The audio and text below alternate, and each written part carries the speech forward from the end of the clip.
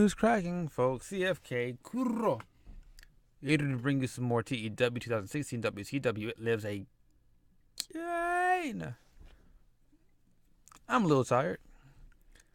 This might be the third time I try to record this episode as well as the bash because things happen. That's also why it's actually taken me like 2 months to record this 1 month. I've actually been going through my backlog recently. Like all the videos I've been uploading the last few weeks, last few months, been videos that have been recorded way in advance because I've hit like a really bad roadblock, particularly with booking this part. Anyways, let's get on to the show. That's what's important today, right now. For your hold on a second. For your viewing pleasure. Okay, get my articulation back in action.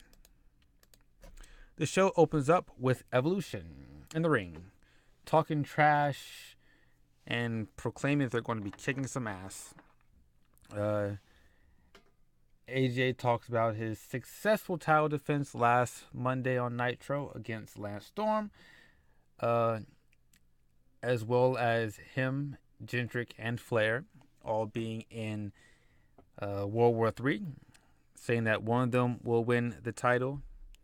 Or not win the title, will win World War III so that nobody else can use the opportunity on the man Jeff Jarrett. It said, but just for some added insurance, Mark Gendrick's going to face off against Rey Mysterio tonight. Singles action. Ric Flair, he talks about his tag team match tonight, as well as winning World War III, because those whippersnappers, those boys don't know what it means to be the man. There's nobody in that Rumble that can take him on and win it besides him. Woo! Please pull through, Nature Boy. They'll talk about his tag team match tonight with Shane Douglas, who he will say he does not get along with, but he can easily beat that no good runt Sean O'Haire and DDP by himself with one hand tied behind his back. Heck, with both hands tied behind his back. So he's the Nature Boy. Woo! Jeff Jarrett says tonight him and Fit Finley will destroy Booker T and Ernest the Cat Miller, and he'll have a stipulation this Sunday. He'll save that for later. But most importantly, he's going to win tonight to get the stipulation for the title match this Sunday.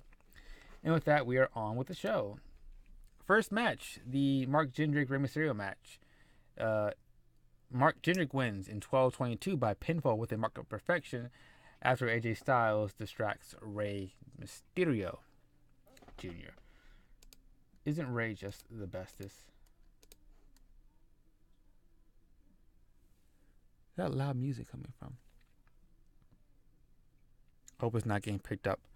But yeah, good match. Looking good. Locker room morale. I need to get this locker room morale up finally, because I recognize that in my original WCW It Lives, before It Lives Again, my locker room morale absolutely tanked, and I had to quit because I couldn't hang. It's too tough for me. I was just a little 2016 TEW Babby. Afterwards, Triple Threat have a backstage segment where they say this Sunday they're all going for gold. Shane Douglas for the World War III. Hernandez in retention for his hardcore title against former champion Hugh Morris, and Chavo Guerrero Jr. says that when the Hurricane doesn't show up this Sunday, he'll be rightly declared the new Cruiserweight champion, as he should have been all along. He should have never lost it in the first place several months ago. There's that. Also, Shane Douglas says he hates old people, basically.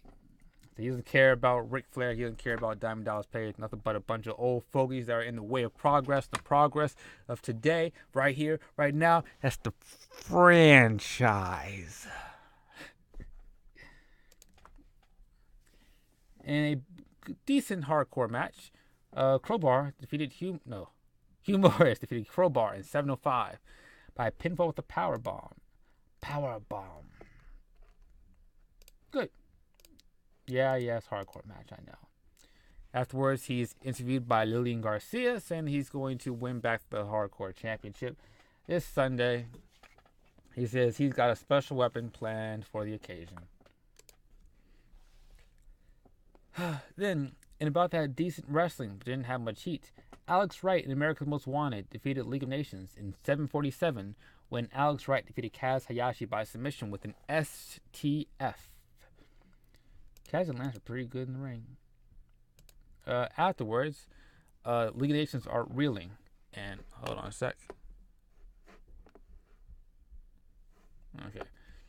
Afterwards, League of Nations are reeling. They demand a rematch this Sunday, an elimination tag team match, saying that the submission over Kaz was a fluke. Kaz wasn't actually tapping out. He was just tapping his fingers. He's a musician virtuoso, something that you culturalist Americans wouldn't know anything about. Of course, the American Most Wanted and Alex Wright accepted the challenge. Before the match, Gangrel and Jimmy Noble had a little segment in the ring. Gangrel, all dark and menacingly, vows vengeance at the Bash against Ernest and Cat Miller. Most importantly, he says he won't interfere in his match tonight because he has more important tasks at hand. Jimmy Noble kind of just hops in, asks, "Hey, Gangrel, where'd you get that shirt from? It's looking pretty expensive." Like, hey, Gangrel, you got like a couple $100 I can borrow? I just need to buy something. Don't worry, it's really important. But Gangrel's kind of not having any of that. Then we get on to the match. And about that had decent reaction from the crowd, but subpar wrestling. Gangrel and Noble defeated Animal Above Average in 8:30 when Gangrel defeated Mike Sanders by pinfall with an impaler.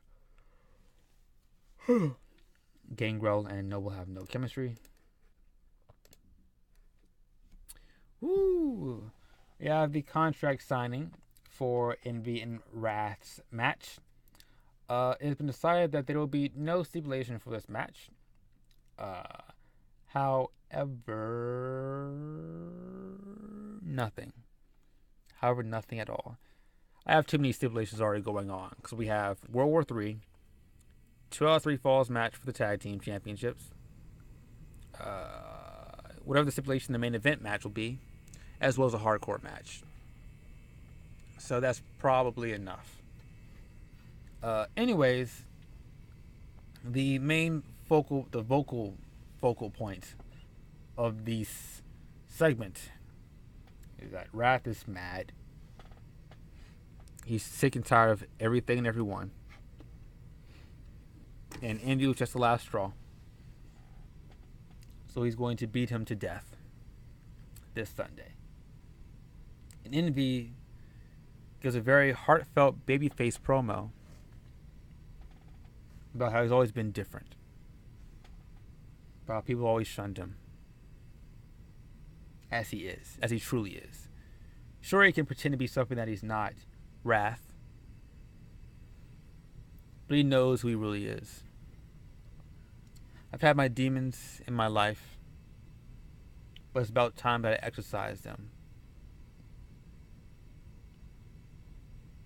Wrath, when we first joined forces, I thought it was going to be an opportunity to get back at everyone who doubted me, who wronged me. But that's not what I really want. What I really want was acceptance.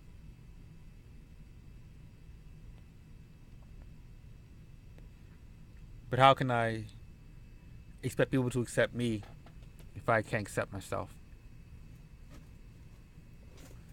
This Sunday, I'm going to pin you in the middle of the ring. 1, 2, 3.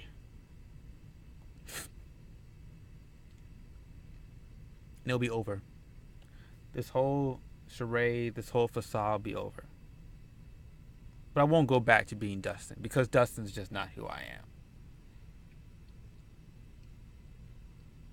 I'll be something more complete.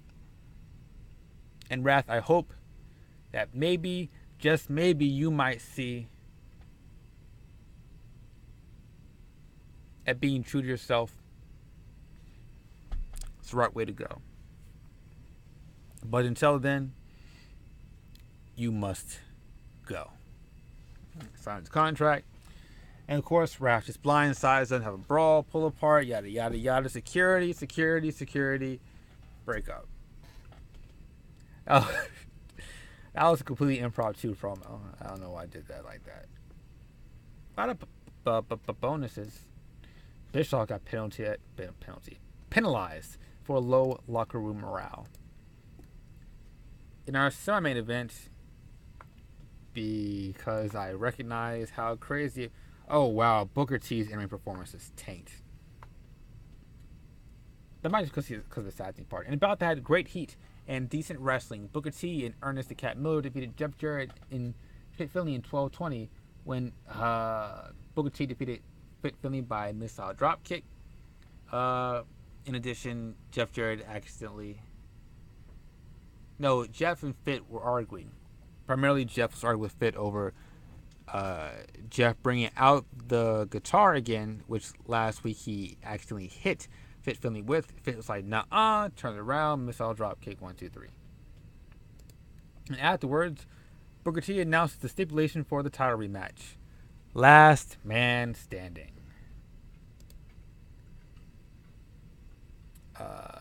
We cut backstage, see Ric Flair and Shane Douglas getting ready for the match, but they're arguing in the back because they hate each other. And this wasn't that good. And about that fantastic heat and good wrestling, Diamond Dallas Page and Sean O'Hare defeated Ric Flair and Shane Douglas in 12:26 when O'Hare defeated Ric Flair by pinfall with a roll-up. Of course, Shane turned on Ric, left him in the ring. That's when this all happened. Sean O'Hare was pretty low. Diamond Dallas Page pretty low. Douglas and Flair. And afterwards, they have a stare down. Page and Douglas. And that's that show. 82. Up in 23 regions. And we'll be right back with WCW Thunder. Alright. Thunder opens with a recap of the world title feud going into the Bash this Sunday between Booker T and Jeff Jarrett, being recently announced as being a last man standing match. Then afterwards, we have a tag team match between the Hardcore Champion Hernandez and Chavo Guerrero Jr., the number one contender for the Cruiserweight Championship, facing off against Hero and Claudio. Afterwards, via live satellite feed, the Hurricane says that he will be at the Bash because justice never stops. Evil is always afoot. No matter if my body is broken and battered. Whoops, I didn't mean to hit you. If you are battered and broken, have no fear, for the Hurricane will always be here. And Chavo's just like, ugh. Whatever, I'll just take the belt off of you this Sunday. Just finish breaking off that knee like I did earlier. You have high fly and cruiserweight action, of which the team that wins this match will be granted entry into World War III, with SoFly defeating Super Crazy and Anguilla and the FBI. Who's turning? Give me change. Clubber. A recap segment for the Wrath Envy feud that dates back several months from the days of Evil. We have Wrath taking on BG James in singles competition. Wrath looking strong. And then the final segment of the show, we have the contract signing for the 2 out of 3 Falls tag team match between the $1 Million Corporation and the Second City Saints. This contract signing, the gist of what is vocalized, is that DiBiase does all the talking for the $1 Million Corporation. I mean, it is his corporation. But Punk and Cabana ask, Do Stasiak and Palumbo have any pride in their own ability? They don't want. Do they want to bet on themselves? Do you think that they have what it takes to carry themselves forward and upwards through the ranks of this company? You see, Punk Cabana, they feel that they're the best wrestlers in the world. So every time they go out in this ring, they try to prove it. And every time DiBiase offers them money, it means nothing to them. They're not in it for the money. They're not in it for the fame. They're in it for the self-respect. They're in it because it's what they've always wanted, what they've always dreamed of being. And the fact that you people come in here and tarnish the name of those WCW World Tag Team Championships, disgusting. Disgusting. But you know what? That's not going to be so disgusting for much longer, because this Sunday, as Colt says, we're going to walk in. Where am I holding this pay-per-view anyway? I don't know. We're going to walk in beltless, tear down the house, burn down the city, not literally, but figuratively, and walk back out as your WCW World Tag Team Champions. And the fact of the matter is, if you people think that you can get 2 pinfalls on us, you are sadly mistaken, because we are the best in the world at what we do. That's mostly it.